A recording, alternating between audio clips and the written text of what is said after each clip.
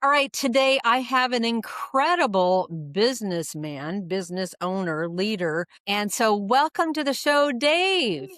Thank you so much, Desi, for having me on the show. I'm excited. Well, your expertise, I think, is really going to energize leaders, inspire leaders, and your knowledge of DISC, I think, is going to be perfect for the show today. But first, I just want to just let everybody know that we're going from Amish Mennonite farm boy to international relationship speaker, master DISC trainer, entrepreneur, business owner, business coach, and pilot with your own plane. So Yeah. so, with all that said, I would love for you to share with everybody how you became a very successful business owner and leader. Yeah. So you left one really, really important thing out, and What that's did I leave out? husband to Tony. Husband to Tony. That is that is at the top. That is the most It is, important it one of is. all. She So she yes. really she really makes me, she rounds me out, she grounds me, she does all the stuff that I can't do, she does for me, and I would be lost without her, so but I didn't put that in my bio, so that's not on you, that's on me, but, she really is a really important part of my life, and, God has blessed me with a good one. I definitely out punted my coverage on that one, so. Oh, that's amazing. So kudos to you, Tony. And so, yeah, well, how I came from a farm boy to where I'm at now. I remember at about 13 years old, I went to my dad and I said, "Dad, I feel like there's something I'm supposed to be doing with my life, and it has nothing to do with, farming and doing the stuff that we were doing." And he says, "What do you think it is?" And I said, "I don't know. There's people going this way, and I feel like I need to help him go that way." And he said, "Are you going to be a preacher?" And I said, no, I hope not. I mean, it's the last thing that I was thinking about." And for years, I didn't know what that was. I got into sales at 21 years old, and I felt very fulfilled. But that feeling, that calling was still kind of out there. I still sensed that there was something else that I was supposed to do. And I sold everything. I sold for Kawasaki. I sold, I was trained Home Depot people how to sell our products that we put into Home Depot. And just sales was it for me. But I felt that was out there. And when I started coaching and when I started speaking and pouring into people and leading people, that feeling was not out there. It was all around me, and I felt that, and I still feel that. And so that's the short version of how I got there. The more technical part was in 2008. I started my first company, and I hired a business coach, and I had tremendous success with that company. I still own the company today, and it was through that he asked me to start coaching some of his clients. And then he introduced me to the Zig Ziglar family and to Dr. Robert Rome with DISC, and it just snowballed out of there. And I got to, meet you through that connection. You probably don't even know the coach, but it was through that connection that I got into this world. So here we are, all about relationships. Mhm. Yeah. So Um, when you had the business that you started, you apparently recognized that there was a gap, Yeah. right? Yeah. So explain what that gap was and how you filled that gap. So the gap was a lot of ambition, void strategy. And people that know me know that I'm 100 miles an hour as soon as I wake up till the time I go to sleep, and that's a portion of the reason of my success because I have this tremendous drive. I have this tremendous passion to experience, everything that there is to experience. And but where I was deficient in was the strategy and the buckling down of doing things consistently and having a strategy behind it. So the coach really helped me to understand the strategy of business. It's not just ambition, but there's things that you can do at the right time that will make a big difference. And so that would be my answer to that gap. Now, from listening to you, um, and for everybody that would like to know this, on your website, there is a video about your career, and one of the things that you said in that was when you had the business that another gap was your relationship with the people. Yeah. Yeah, absolutely. So, and that's interesting because my coach actually told me that you really need to understand disc. And I said, why? What's disc? I mean, in farming terms, that's a harrow. That's what we call something you put behind a tractor and you till up the ground. And I was like, I know about a disc. He said, no, no, no, not that kind of disc. You need to understand personality types. And I said, why? He said, because you can be kind of intense and, people might think you're upset with them when you're actually not. You're just like, "Let's go." And so I started studying DISC and I found that to be so interesting and so like it gave me a gift. It gave me the gift of awareness, but it also made me very much more aware of other people, including my wife. And so it strengthened our marriage right off the bat because now I started understanding how she processes things, and I already knew that her way of processing and communicating was weird compared to mine. She felt the same way, but it gave me like a awareness that that's how they think, and it gave me the ability to have more grace for other people, and I started putting that into my relationships with my employees and with my vendors, and things just started like expanding, and we went on and had tremendous success with that company because of DISC and bridging that gap of relationships. I love disc. I'm also certified as a disc trainer, and before I was disc trained or had any idea what disc was, I was clueless on how I treated people. And Mhm. I was a very high D, I'm a very high DI. Me And too. I figured that. Off the charts. Yes. And I remember one time I got called into the boss's office and he said, "Are you mad?" And I said, "No." He said, "No, really, are you angry?" And I said, "No." He said, "Well, everybody thinks you're angry. Everybody thinks you're mad." And I said, "Why?" Well, come to find out when I think when I'm walking down the hall when I was walking down the hallways when I'm thinking, I look like this. Oh, yeah. Yeah. I mean, I looked mad, and I said, "I'm just thinking." Yeah. And so because of having the awareness that I'm a high D, I'm a take charge, let's get it done, I don't think about the people around me. That's right. And Yeah. so because of DISC, it was a game changer for me that I need to have that awareness of the people around me, their styles, my style. And Yeah. then because of that, I was able to interact with people so much better and not get aggravated with people because I was Right. aggravated Exactly. with people. It's like, why aren't you Exactly. operating like me? Yeah. Yeah. Yeah. And, Yeah. Why and why so can't everyone be normal like me, you know? of course, of course. So Yeah. so with that said, because you are, a master DISC trainer and you even train people to be DISC certified, I would love for you to just give everybody a little sneak peek of what the DISC actually means, because Sure. again, it's so important to understand what your style is, because if you don't understand your style, you're gonna be clueless on how to communicate with other people. That's correct, and so I appreciate this opportunity because I'm super passionate about this, and so there's four major types of personality temperaments. DISC. D stands for dominant, decisive, dogmatic, determined, doer.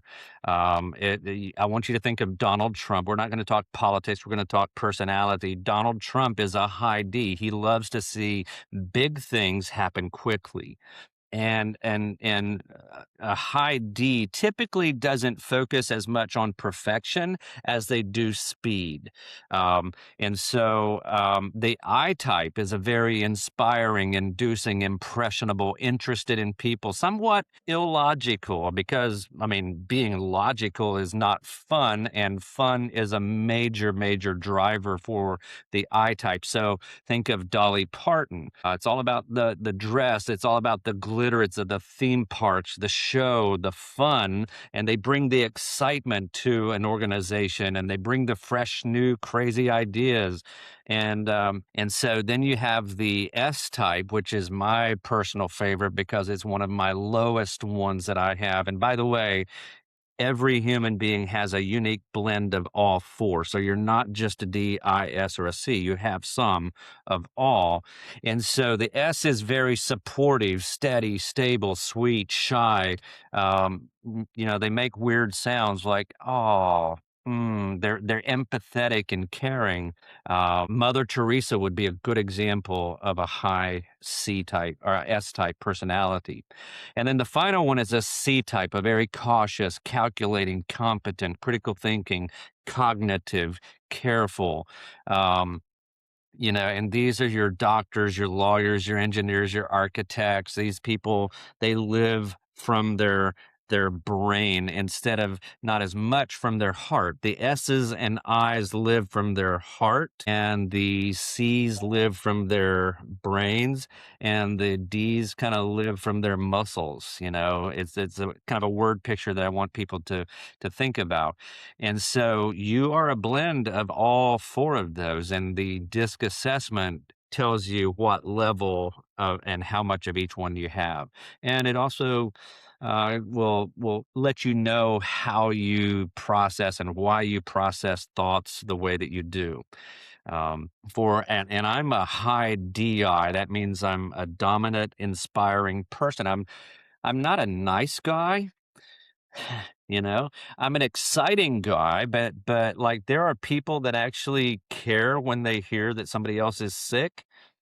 Um, for me, it's like, what else do I have to do today? It's I have to like train myself to be more like the S type, and you can develop yourself, but your personality never changes. Your behavior can change, but you will always be hardwired the way that you were at birth. So. Well, I think it's more about adapting to the other styles because, like, my lowest one, really low, is C, paying attention to the details. Why? Because I'm on the go to go do something. Yeah. And I mean, I make more mistakes in my checkbook than anybody else I know. So, because I know that, Yeah. I now have to do my bookkeeping twice Yeah. because I know myself. I mean, I know that, the first time I probably did it fast, Yeah. but I have to go back and do it a second time. It's also like like family members. I mean, I have 2 sisters and a brother. We're all completely different, Yeah. and my kids are completely different. I mean, their styles are completely different. And again, I wish I would have understood DISC before I was a mom because I couldn't figure out why Nathan and Aaron do not act the same way. Right.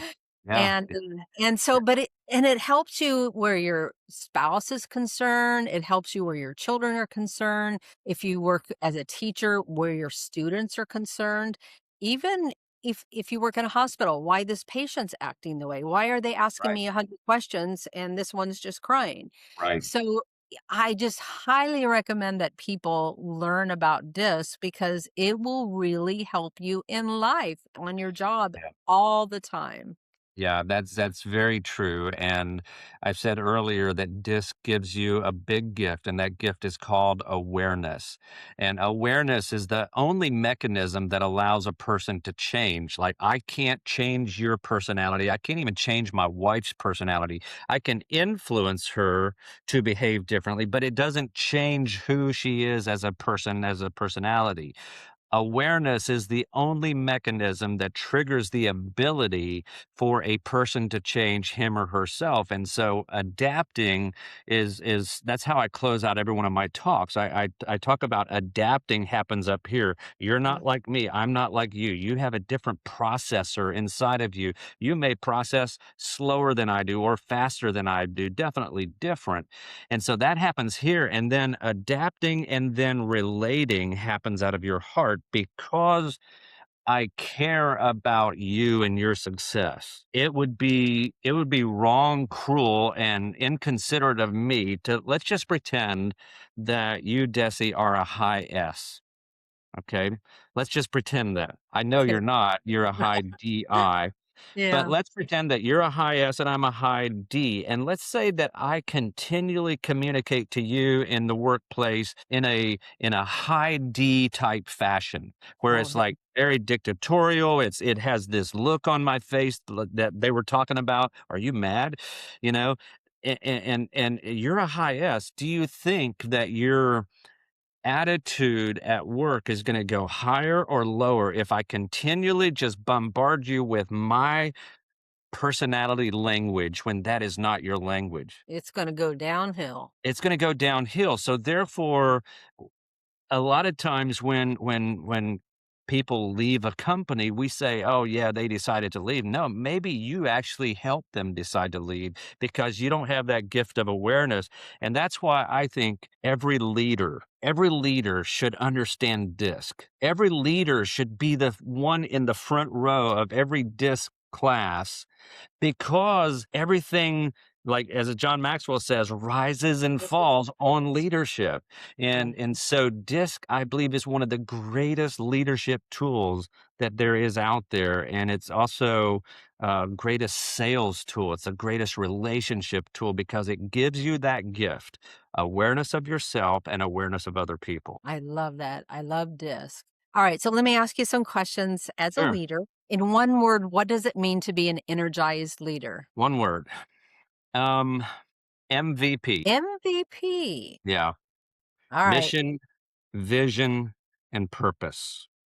When a leader is not on mission, on vision, on purpose, I can promise you overwhelm, um, burnout, all of that's going to happen when they're not on mission. And so that's why an MVP in your business, a mission, vision, and purpose is so important. And it has to be so compelling that people are attracted to it and want to be on it. And so I find in a lot of companies that I work with, leaders that are burned out don't know why they're doing what they're doing. They don't even know what they're doing. And they certainly don't know what they're building or moving towards. And so I find that when I keep my mission, my vision, and my purpose in front of me, it's almost like a magnet that keeps pulling me forward and it energizes you because if your mission is not compelling, then you're going to get burned out. If your vision is, it needs to be 5 feet from crazy. Your vision needs to be 5 feet from crazy because you're pulled towards that. And so that would be my answer to that question. I love that. That will drive you. That's your why. So I love that answer. Yeah. MVP. Very Yeah. good. Yeah. All right. So what does an energized workplace culture look like to you? I work with a lot of companies and we work with their culture culture is like king. If you have a poor culture, it's hard to put out a good, consistent product.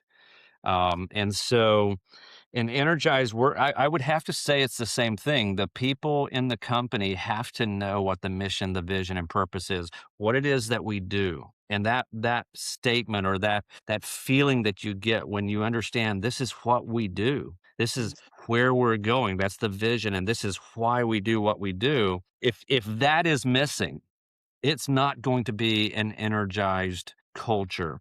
Um, I think DISC definitely can help energize that and bring that awareness in. I think that's key. I think an engaged workforce or culture. But see, it all comes back to what are you engaging with? And so mission, vision, and purpose. When I start coaching a company, that's one of the very first things that we start working on is they may actually have one, but we redo it and we make sure that it passes the Dave Kauffman standard of mission, vision, and purpose because the mission has to do three things. It has to inspire the clients, it has to guide the employees, and it has to govern the business. And so when all of that is focused towards the MVP, you are going to have an energized workplace culture. I love that answer. So when your team, oh, let's see. if they're going through a tough season, how do you energize them? Well, we all had this opportunity during COVID. Mm. The whole world went through a tough season. And I remember bringing my team together and saying, you know what, this is going to be tough. I had just had EdgeCon, which is my annual conference that I do every year, and we had sold a lot of coaching, close to $500,000 worth of coaching at that event. And literally, I think a week and a half later, everything shut down. And we Oh, started getting phone calls, and people said, "Hey, if we're gonna die, we wanna die with our money. Can we have a refund? We don't want the coaching." And so money was going the opposite direction, and I thought we were done. I thought that we were finished, and so I remember and I had COVID, like, literally a week and a half after it shut down, I had COVID. I was on a couch for 12 days. And I remember I was thinking, how is this going to play out? How is this going to work?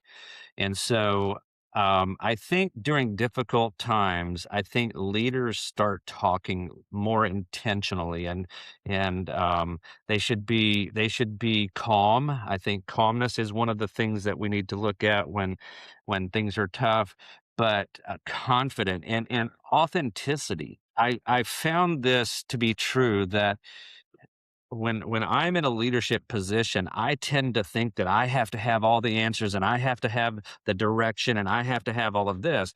Authenticity, like we think that's what they want from us is the answers to everything. And sometimes they do, sometimes there's a place for it.